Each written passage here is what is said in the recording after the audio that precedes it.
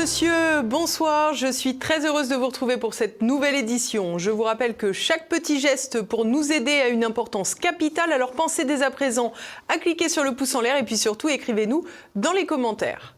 Au programme ce soir, la chute en cours du Premier ministre Bayrou. Après avoir tenté un coup de force en sollicitant la confiance des députés pour faire avancer son budget, le Béarnais, locataire de Matignon, semble avoir signé sa mort politique ou sa résurrection.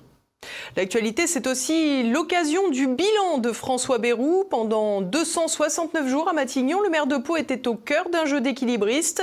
Son expérience ne lui aura toutefois pas valu de sauver la mise. Nous ferons enfin un point, bien sûr, sur le conflit en Ukraine après les récentes frappes russes sur le siège du gouvernement ukrainien. Matignon aura encore fait les frais de l'Élysée ce lundi après des discussions impossibles autour du budget. François Bayrou devrait faire ses valises pour quitter son poste de Premier ministre, de quoi ouvrir une nouvelle phase d'incertitude quant aux décisions d'Emmanuel Macron. Le point tout de suite. 9 mois pour accoucher d'une impasse. François Bayrou aura traîné ses guêtres à Matignon le temps d'une grossesse sans avoir donné naissance au consensus. Face à l'impossibilité de créer une majorité autour de son budget, François Bayrou a donc décidé le 26 août dernier de solliciter la confiance et donc de susciter la défiance. Dans les 13 jours qui viennent, les Français vont choisir, vont influencer leurs représentants pour qu'ils choisissent et disent s'ils se placent du côté du chaos ou du côté de la conscience et de la responsabilité. Incarner la responsabilité, sacré projet pour l'énième Premier ministre d'un président de la République qui aura à lui seul cumulé plus du tiers de la dette de la France qui s'élève à 3 400 milliards d'euros. Pas de quoi pousser les parlementaires à sauver François Bayrou. Ainsi, mis à part les députés du MoDem, le parti de l'intéressé, aucun mouvement ne devrait soutenir à l'unanimité le Premier ministre, pas même le mouvement présidentiel. Et pour cause, chaque parlementaire se souvient parfois qu'il représente une circonscription et de plus en plus de Français pensent désormais que le dilemme Macron ou le chaos s'est définitivement soldé par Macron et le chaos. François Bayrou lui-même n'avait visiblement pas d'illusion quant à sa survie de ce lundi, organisant déjà un fastueux pot de départ ce soir même. Il faut dire qu'en invoquant l'article 49.1 de la Constitution, le locataire de Matignon s'est lui-même installé sur un siège éjectable jusqu'au vote fatidique de ce lundi soir vers 19h, qui pourra lui permettre de rentrer dans ses pénates palois jusqu'à ce qu'on lui trouve un successeur.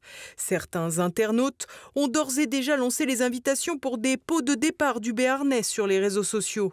Mais la question qui demeure, qui pour lui succéder ?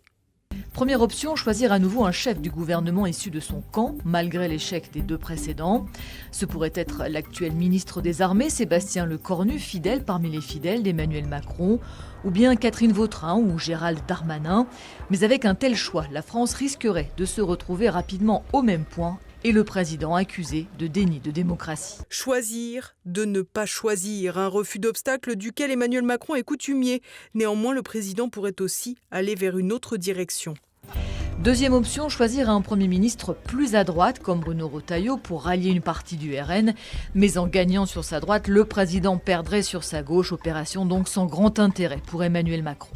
Un tel choix pourrait être à double tranchant pour le Rassemblement national. En effet, si un Bruno Retailleau pourrait consentir à certaines volontés du parti de Marine Le Pen, son échec à Matignon pourrait alors ressurgir sur ses alliés du RN. Par ailleurs, l'arrivée de Bruno Retailleau à Beauvau ne s'est pas soldée par une succession de réussites lui permettant d'ambitionner une promotion.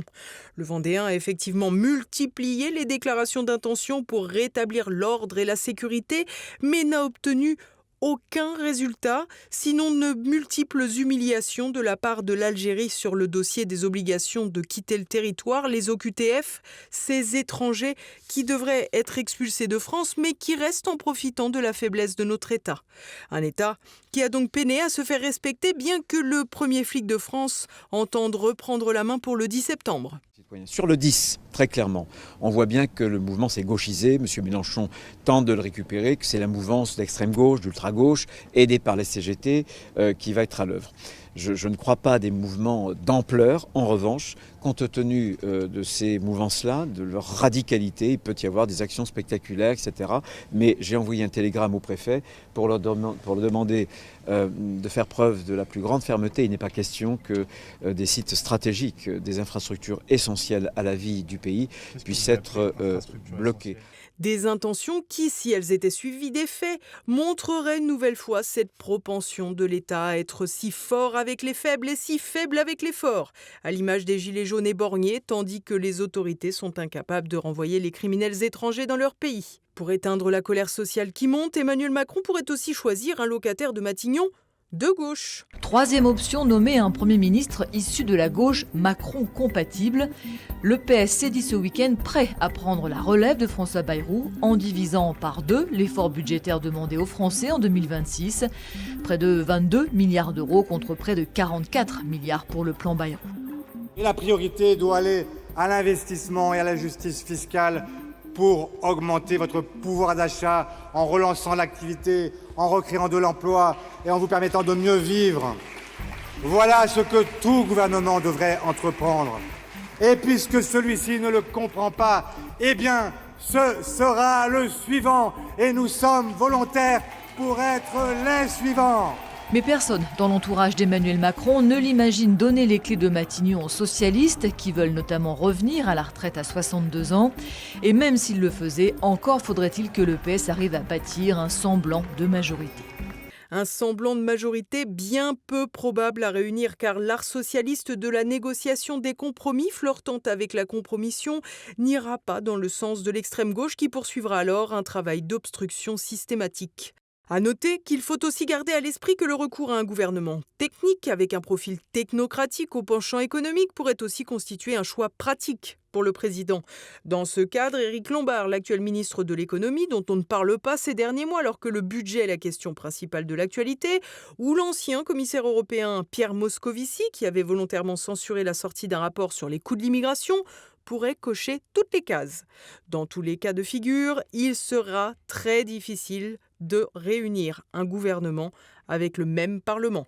Emmanuel Macron pourrait alors décider de dissoudre l'Assemblée, une deuxième fois en un an, soit un nouveau record pour la Ve République à mettre au crédit de Jupiter, comme l'explosion de la dette. Si le gouvernement Bayrou est renversé, le président pourrait aussi dissoudre l'Assemblée. Il disposerait alors d'un délai compris entre 20 et 40 jours pour convoquer de nouvelles législatives. C'est ce que réclame le Rassemblement national, persuadé de pouvoir faire mieux que ses actuels 123 sièges et d'obtenir cette fois une majorité. En admettant que ces perspectives se réalisent, l'objectif serait donc pour le mouvement d'envoyer son président Jordan Bardella à Matignon. Un véritable cadeau empoisonné au vu de la situation budgétaire et sociale de la France. Ainsi, face à la difficulté de redresser les choses, à plus forte raison dans le cadre d'une cohabitation, cette configuration pourrait cirer la planche au mouvement pour la prochaine présidentielle de 2027, une élection déjà incertaine au vu des décisions judiciaires à venir concernant Marine Le Pen. De quoi ne pas arranger cette impression de démocratie en panne, comme l'explique l'intéressé.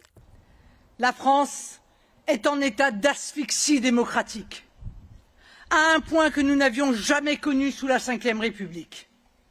Et en 8 ans, cette crise de la représentation, cette absence de légitimité politique structurante organisée par les partis du système n'ont fait que s'aggraver, plongeant la nation entière dans l'incertitude et l'angoisse. Cette asphyxie, Emmanuel Macron pourrait bien choisir de l'amplifier encore en refusant de dissoudre l'Assemblée. Bien que plus démocratique, la solution serait globalement synonyme d'un autre blocage avec l'impossibilité de dissoudre à nouveau pendant 1 an. Toutefois, on imagine aussi mal tenir encore 2 ans dans cette situation avec ou sans Bayrou. Dans ce cadre, de plus en plus de voix s'élèvent pour appeler à la démission du président de la République. Dans ce cas, c'est le président du Sénat, Gérard Larcher, qui assurerait l'intérim le temps qu'une élection présidentielle soit organisée quelques semaines plus tard. Et une fois élu, le nouveau chef de l'État déciderait sans doute de convoquer des élections législatives pour obtenir une majorité. Retour donc à la case dissolution. Mais cette hypothèse de la démission est de loin la plus improbable au vu de la personnalité d'Emmanuel Macron, qui s'est déjà exprimé sur ce sujet. Le mandat qui m'a été confié par les Français et par personne d'autre est un mandat qui sera exercé jusqu'à son terme, conformément à l'engagement que j'ai pris à l'égard des Français, n'en déplaise, y compris à ceux qui ont été défaits à plusieurs reprises lors de ces mêmes élections. Une vision de la démocratie qui l'arrange, mais qui colle à sa volonté de terminer le travail de sape jusqu'au dernier jour. Après tout, la France bouge encore. De son côté, François Bayrou, habitué des retours, pourrait s'offrir le récit d'un homme lucide qui aura voulu alerter avant le désastre économique. En vain. Il n'aura alors sans doute pas honte de revenir dans quelques mois pour tenter de visiter non plus Matignon, mais l'Élysée. Après tout, sur un malentendu, ça pourrait passer. François Bayrou, à l'heure de l'addition, 9 mois après son arrivée à Matignon, le bilan du Premier ministre est famélique. Olivier Frère-Jacques. La question, ce n'est pas le destin du Premier ministre ou de François Bayrou, et c'est même pas le destin du gouvernement. La question, c'est le destin de la France. À la bonne heure, François Bayrou s'inquiète du destin de la France après avoir fait des pieds et des mains pour ravir Matignon avec le résultat qu'on connaît. En un peu moins de 9 mois de gestation, le Premier ministre centriste aura accouché du néant avec un parcours jalonné de polémiques, de provocations et de petites crises à répétition. Dans un contexte d'Assemblée nationale sans majorité claire, issue des législatives anticipées de 2024, Bayrou s'était imposé à Emmanuel Macron après la censure de Michel Barnier, avec l'idée que son expérience suffirait à stabiliser un paysage politique fracturé. Dès son arrivée, l'apparatchik du Béarn a créé la polémique en se contentant d'une visioconférence pour une réunion de crise sur l'ouragan de Mayotte, afin de se rendre au conseil municipal de Pau, sa ville, dont il a gardé la mairie, au cas où. Si son utilité sur place, à Mayotte, était contestable, c'est néanmoins sa présence qui était attendue dans un tel moment. Il y a ensuite eu les interventions à l'Assemblée nationale, où le Premier ministre, qui était censé être un vieux briscard de la politique, s'est montré hésitant, balbutiant, devant les députés. Si nous ne sommes pas capables d'exprimer notre détermination, elles l'oublieront et le négligeront.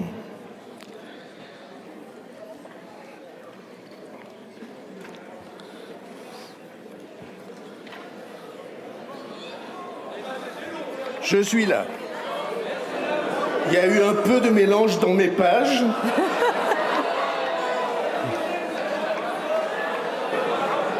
Merci beaucoup. Dès le mois de février, il échappera à 2 motions de censure auxquelles refusent de se joindre le PS et le RN. Et c'était là le numéro d'équilibre redoutable auquel était confronté Bayrou. Ménager le RN et le PS tout en ne fâchant pas le fameux socle commun allant des LR aux macronistes les plus gauchers. L'échec du conclave des retraites, c'est-à-dire des négociations avec la gauche socialo-syndicaliste, a montré des premiers signes de fragilité du ministre. À côté de négociations politiques, ce mandat ministériel aura été marqué par l'affaire Betaram, où des révélations sur des violences dans un établissement scolaire lié à François Bayrou ont envenimé les relations avec l'opposition. LFI aura pris une part importante dans cette affaire, tout comme Mediapart. L'occasion était bonne pour les mélenchonistes qui ont tenté ainsi de faire diversion de l'affaire de pédocriminalité qui éclaboussait leur mouvement avec Pierre-Alain Cotineau, militant homosexuel LFiste, qui intervenait notamment en milieu scolaire pour défendre l'idéologie LGBT et qui s'est rendu coupable de viol sur des jeunes enfants se prêtant à un véritable réseau. Opération réussie, Betaram aura fait plus de bruit que Cotineau. La défense de Bayrou dans cette affaire aura été déplorable, espérant toujours que l'affaire se dissipe avec le temps, au lieu de reconnaître les négligences liées à une époque et surtout à contre-attaquer. Il n'aura pas été aidé par les macronistes qui auront participé de cette vindicte avec le député ex-PS Violette Spilbou, allié pour l'occasion avec son ancienne camarade Fatia Keloua-Hachi. Un sévice sur un enfant ou même un adulte est interdit par la loi, que ce soit en 96 ou en 2025. Vous avez tout à fait raison. Mais ce n'est pas moi qui inflige des sévices civiques, des sévices physiques.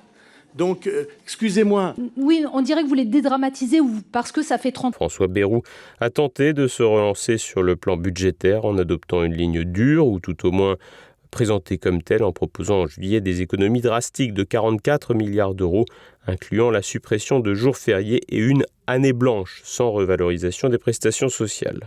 C'est donc un moment de vérité, parce que nous ne pouvons plus, en tout cas c'est notre conviction et c'est la mienne, nous ne pouvons plus ni éluder ni retarder cette menace. Je crois qu'il est tard, mais qu'il est encore temps. Il est encore temps, dans les temps de crise grave, c'est le mot d'ordre des peuples courageux. Un chantier nécessaire mais irréalisable avec une assemblée complètement fragmentée et tributaire des avis de chaque parti qui font la chasse aux sondages d'opinion pour s'assurer leur survie ou leur ascension lors d'un prochain scrutin. Ces annonces n'ont donc pas été du goût des juges de paix de cette mandature, le PS et le RN, qui ont promis de le censurer. Accusé de suicide politique par les oppositions comme par une partie de son propre camp, il est difficile de prédire l'avenir politique de celui qui a été 3 fois candidat à la présidentielle. François Bayrou a montré des limites mentales et probablement aussi physiques lors de ces 9 mois et s'est surtout montré incapable de mobiliser dans ce qui était censé être son propre camp. La guerre en Ukraine continue avec une intensité inédite. Pour la première fois, les drones russes ont atteint des bâtiments gouvernementaux ukrainiens à Kiev. Volodymyr Zelensky en appelle aux États-Unis, laissant de côté les Européens. Le décryptage de Nicolas de Lamberterie.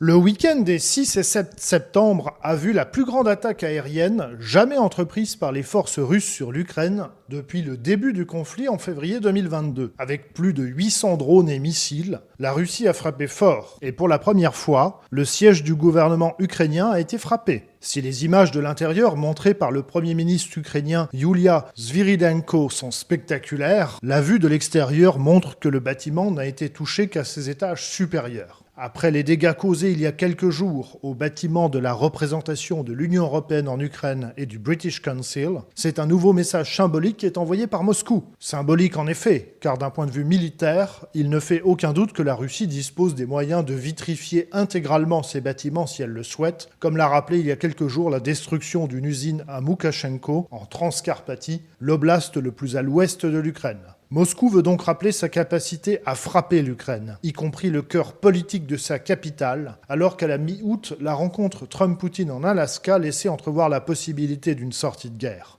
Le président ukrainien Volodymyr Zelensky en a appelé à une réponse forte des États-Unis et de nouvelles sanctions économiques et commerciales contre la Russie. Côté américain, justement, pour le moment, c'est relativement flou, même si Donald Trump a annoncé la venue de dirigeants européens aux États-Unis en ce début de semaine et qu'il aurait un entretien téléphonique par ailleurs avec Vladimir Poutine, tandis que l'administration américaine s'est déclarée prête à entrer dans une nouvelle phase de sanctions économiques contre la Russie. Ces sanctions viseraient les pays tiers dont on estime qu'ils soutiennent l'effort de guerre russe, notamment l'Inde. Mais jusqu'à présent, ces rodomontades américaines contre l'Inde ou encore la Chine ne semblent pas avoir impressionné les géants asiatiques. La démonstration de force chinoise, avec la célébration des 80 ans de la victoire de la Seconde Guerre mondiale, ne devrait que renforcer ce sentiment des géants asiatiques qu'ils sont désormais en capacité de tenir tête aux chantages américains. Quant aux Européens, ils sont plus que jamais laissés de côté et en sont réduits au rôle de supplétifs des États-Unis. Vendredi 5 septembre, le président russe Vladimir Poutine a déclaré que toute troupe occidentale en Ukraine, dans le cadre notamment de la coalition des volontaires voulue par Emmanuel Macron et les Britanniques, constituerait une cible légitime. C'est peut-être d'ailleurs en réaction à ces projets franco-britanniques d'envoyer des troupes en Ukraine que la Russie a successivement bombardé à Kiev, fût-ce de façon superficielle, les bâtiments de l'Union européenne, du British Council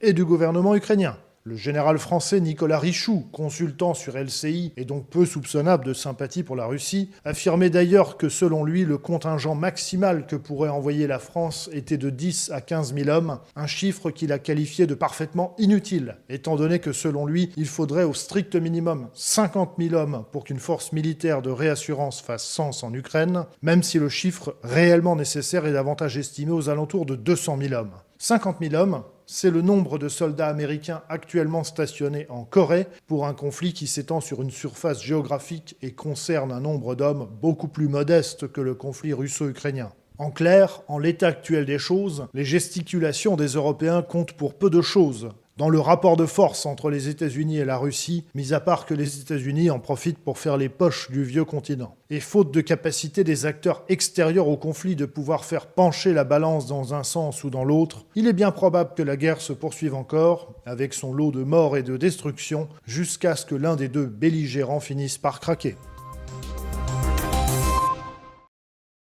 Et nous partons faire le tour de l'actualité en bref en France. Le procès en appel dans l'affaire des assistants parlementaires du RN connu. L'audience se déroulera du 13 janvier au 12 février. Condamnée en première instance à 5 ans d'inéligibilité avec exécution immédiate, Marine Le Pen risque de ne pas pouvoir se présenter à la présidentielle de 2027. La Cour d'appel de Paris a accéléré le calendrier pour statuer avant l'élection. L'appareil judiciaire reproche à la présidente du groupe RN à l'Assemblée un détournement de 3,2 millions d'euros de fonds européens entre 2004 et 2016. Malgré ces multiples recours, dont une saisine de la Cour européenne des droits de l'homme et des questions prioritaires de constitutionnalité, Marine Le Pen prépare activement sa défense. Une confirmation de sa peine pourrait bouleverser ses ambitions politiques, alors qu'elle évoque un possible plan B avec Jordan Bardella. La France insoumise veut faire taire TVL. Le député de la Seine-et-Marne, Ercilia Soudé, a adressé un signalement au procureur de la République pour diffamation raciste contre le journaliste sportif Pierre Ménès. La raison, sa dénonciation du racisme présent dans le football lors de l'émission Bistro Liberté. Et au bout de 3 entraînements, je n'allais même pas aux entraînements. Je n'étais pas non plus le père transi. D'abord, j'étais sans illusion. Et puis, je n'étais pas là à regarder mon fils. Et au bout de 3 entraînements, mon fils dit « j'y vais plus ». Il avait 11 ans. Hein. Je dis « mais pourquoi tu n'y vas plus ?» Il me dit « écoute, ils ne me disent pas bonjour.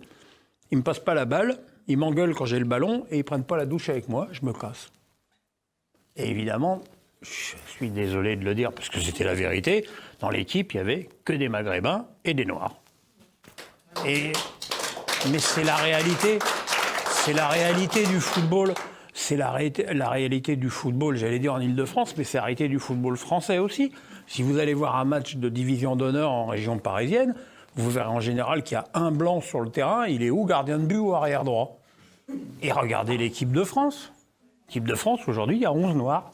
Moi, ça ne me gêne pas du tout. Hein. Moi, de mon statut de spécialiste du foot, moi, il n'y a qu'un truc qui m'intéresse, c'est que ce soit les meilleurs qui jouent. Mais aujourd'hui, si tu veux faire la meilleure équipe de France possible, il est beaucoup plus facile de la faire avec... Parce qu'il n'y a peut-être pas de blancs qui soient... Mais bien sûr qu'il n'y a pas de blancs. Hein, bien sûr qu'il n'y a pas de blancs qui sont au niveau. Des propos qui ne relèvent en aucun cas du racisme contre les Nord-Africains ou les Africains, mais qui pointaient en revanche le racisme anti-blanc souvent présent dans les clubs de football amateurs et juniors. Une forme de racisme que ne reconnaît évidemment pas la France insoumise, qui campe sur son créneau électoral. À noter parmi les soutiens d'Ercilia Soudé, son collègue insoumis Raphaël Arnaud, affublé lui-même d'une fiche S. La blouse blanche peut-elle être une tenue d'assassin? C'est ce que devra révéler le procès de Frédéric Péchier, médecin anesthésiste poursuivi pour avoir empoisonné 30 patients, dont 12 auraient succombé entre 2008 et 2017. Selon l'accusation, le praticien aurait volontairement trafiqué des poches de perfusion pour provoquer des arrêts cardiaques, les réanimer ensuite et passer pour un sauveur. Une histoire de pompier pyromane que l'intéressé présente comme une cabale orchestrée pour lui nuire, oubliant sans doute que les premières victimes sont les patients jamais revenus de la table d'opération. Les assises du Doubs vont donc se pencher sur 7 ans d'enquête, 27 000 procès-verbaux, 60 rapports d'expertise et le travail d'une 50aine d'avocats. Frédéric Péchier encourt la réclusion à perpétuité. Le verdict se sera rendu le 19 décembre. La parole aux Français sur l'immigration. Samedi, l'ancien ministre Philippe de Villiers a lancé une pétition en ligne pour appeler à un référendum sur l'immigration. Il dresse un constat des dernières années d'ouverture massive des frontières par l'espace Schengen et affirme que nous assistons à la fin de la France et à la disparition d'un peuple.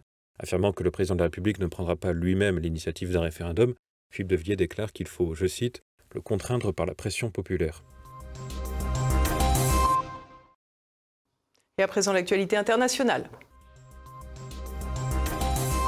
Le Premier ministre israélien Benjamin Netanyahou a annoncé dimanche une extension des opérations militaires à Gazaville visant à prendre le contrôle de la plus grande ville de l'enclave palestinienne. Le chef de gouvernement affirme détruire toutes les infrastructures terroristes et démolir les tours censées être utilisées par le Hamas, ce qui permet de raser à peu près tout sans se justifier. L'armée israélienne qui contrôle 40% de la ville a d'ailleurs bombardé une 3e tour d'habitation en 3 jours, accusant le Hamas d'en faire usage. Environ 100 000 habitants auraient quitté la ville, qui compte près d'1 million de personnes selon l'ONU. Cette intensification s'accompagne d'un ultimatum de Donald Trump au Hamas pour libérer les otages israéliens. Le mouvement palestinien se dit de son côté prêt à négocier un cessez-le-feu et un retrait israélien. La campagne anglaise trop blanche. Début septembre, en Grande-Bretagne, les chercheurs de l'université de Leicester ont rendu un rapport intitulé « Comment peut-on rendre la campagne plus inclusive ?» Ils estiment que les personnes non blanches éprouvent un inconfort et un fardeau psychologique lorsqu'elles traversent les zones rurales du Royaume-Uni. Dans le rapport, ils notent que la campagne manque d'installations appropriées pour répondre aux besoins religieux et culturels en raison d'un manque d'options alimentaires halal, kasher et autres options alimentaires religieuses. Pas d'inquiétude, certains se sont au contraire bien accueillis. Début septembre, un demandeur d'asile originaire des îles Salomon, logé dans un hôtel pour clandestins près de Birmingham, a remercié Londres de l'avoir pris en charge financièrement alors qu'il était jugé pour agression sexuelle sur une adolescente. Les Brésiliens crient à la persécution judiciaire de leur ancien président. Dimanche, plusieurs dizaines de milliers de sympathisants de Jair Bolsonaro ont manifesté dans plusieurs villes du Brésil. Vendredi 12 septembre, la Cour suprême va rendre son verdict dans le procès de l'ancien président pour tentative de coup d'État. Il encourt jusqu'à 43 ans de prison. Les manifestants appellent à l'amnistie des 600 personnes ayant dégradé les institutions publiques lors de la passation de pouvoir en 2023. Rappelons que Jair Bolsonaro est accusé de les avoir encouragés. Et voilà, c'est déjà la fin de cette édition. Dès à présent, retrouvez Politique et Écho. Pierre Bergerot reçoit l'économiste Alain Lebihan pour évoquer la dette publique, trahison d'État de notre classe politique. On a entendu récemment le Premier ministre, François Bayrou, s'en prendre à ces fameux boomers, ces Français nés entre 46 et 65, en leur disant qu'ils étaient les responsables de la dégradation de la dette française. Qu'est-ce que vous en pensez? Est-ce que c'est la faute de ces Français-là, de cette génération qui a flanqué la France par terre? Ouais, je pense que c'est assez scandaleux, ce discours-là. D'autant plus que c'est pas très malin, parce que c'est leur électorat. Mais d'autant plus qu'il est de cette génération, François Bayrou, et que son budget prévoit 30 milliards d'euros supplémentaires de dépenses publiques. Oui. Non mais enfin, Oui. De toute façon, on est dans une logique. On est dans une logique dans laquelle on ne peut que faire du déficit. Demain, à partir de 7h, retrouvez un nouveau Zoom avec l'historien Emmanuel de Varesquiel. Il présente son ouvrage « Rien ne passe, tout s'oublie » sur la dette comme ferment de la Révolution de 1789. S'agissant de l'historien, il n'est pas question de faire de la politique ou de faire de la morale. Si, en étudiant un sujet du passé, vous dites le bien et le mal, alors il ne reste plus qu'à fermer le livre et à passer à autre chose. Je veux dire, le travail de l'historien, c'est un travail d'intelligence, de tentative de compréhension d'un monde étrange et je dirais de dévoilement d'une complexité, non pas que tout soit gris, mais les choses sont rarement ou tout à fait blanches ou tout à fait noires. Donc au fond, le travail de l'historien, c'est un travail d'analyse, c'est un travail de mise en rapport de sources de nature très différentes, et c'est un travail de clarification d'une complexité. La vie, d'une façon générale, est complexe, le passé l'est encore plus, dans la mesure même de cette distance qui nous sépare du passé. Donc voilà le travail de l'historien. Encore une fois, j'aime beaucoup cette phrase de François Furet, après tout, l'historien n'est pas là pour faire de la morale. Et voilà, c'est déjà la fin de cette édition. À présent, c'est le moment de se quitter. Merci à tous pour votre fidélité. On se retrouve demain, même lieu, même heure. En attendant, portez-vous bien. Bonsoir.